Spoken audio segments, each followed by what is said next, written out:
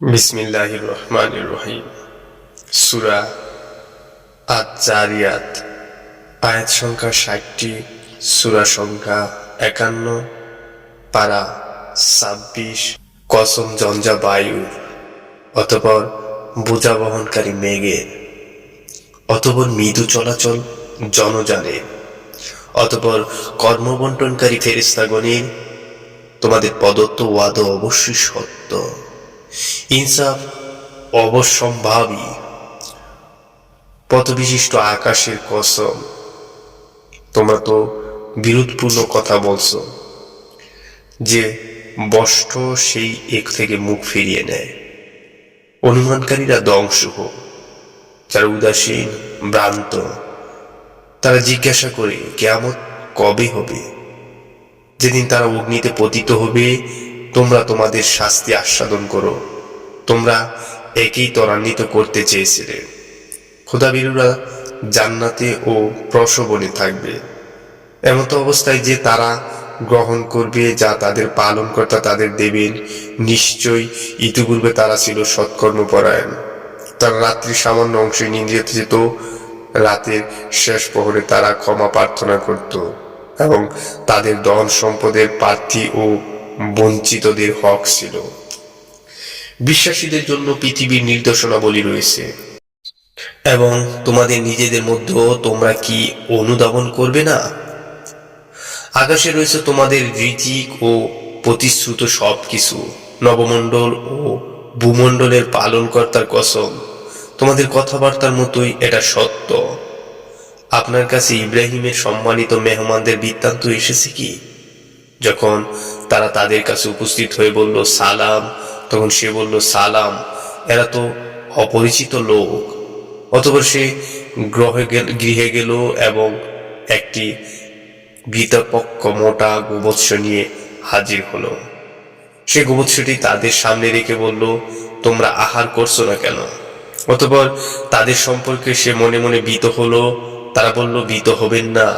তারা তাকে এক গুণী পুত্র সন্তানের সুসংবাদ দিল। অতঃপর তার স্ত্রী চিৎকার করতে করতে সামনে এলো এবং মুখ চাপড়িয়ে বলল, আমি তো বিদ্যা বন্দা। তারা বলল, তোমার পালনকর্তা এরূপই বলেছেন, নিশ্চয়ই তিনি প্রজ্ঞাময় সর্বজ্ঞ। ইব্রাহিম বলল, হে প্রেরিত ফেরেশতাগণ, তোমাদের উদ্দেশ্য কি?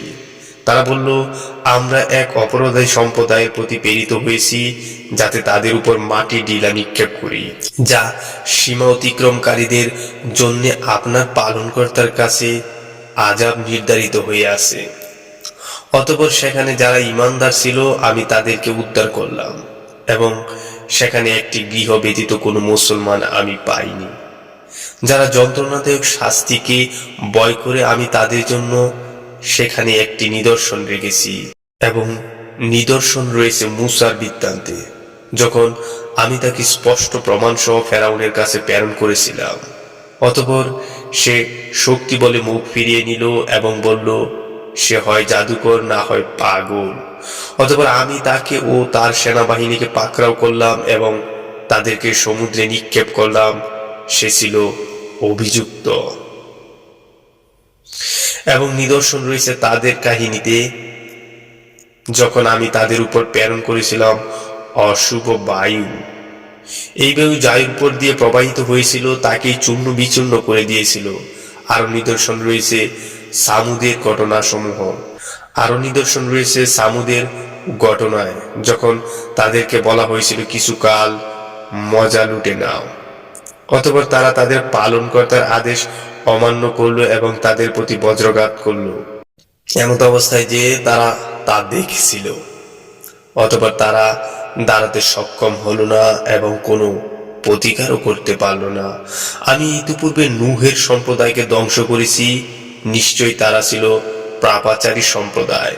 আমি স্বীয় ক্ষমতা বলে আকাশ নির্মাণ করেছি এবং আমি অবশ্যই ব্যাপক ক্ষমতাশালী। আমি ভূমিকে বিছিয়েছি, আমি কত সুন্দরভাবেই না বিছাতে সক্ষম। আমি প্রত্যেক বস্তু জোড়ায় জোড়ায় সৃষ্টি করেছি যাতে তোমরা হৃদয়ঙ্গম করো। অতএব আল্লাহর দিকে ধাবিত হও, আমি তার তরফ থেকে তোমাদের জন্য স্পষ্ট সতর্ককারী। তোমরা আল্লাহর সাথে কোনো উপাস্য বা সাব্যস্ত করো না, আমি তার পক্ষ থেকে তোমাদের জন্য স্পষ্ট সতর্ককারী। অমনিভাবে তাদের পূর্ববর্তীদের কাছে যখনই কোনো রাসূল আগমন করেছে, তারা বলছে জাদুকর, না হয় উন্মাদ। তারা কি একে অপরকে এই উপদেশই দিয়ে গেছে?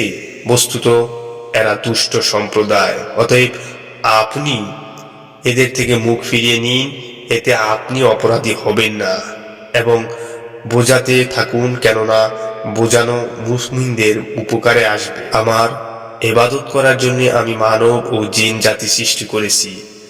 আমি তাদের কাছে জীবিকা চাই না, এবং এটাও চাই না যে তারা আমাকে আহার্য যোগাবে।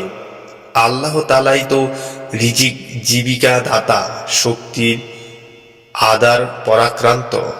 অতএব এই জালেমদের প্রাপ্য তাই, যা ওদের অতি সহচরদের প্রাপ্য ছিল।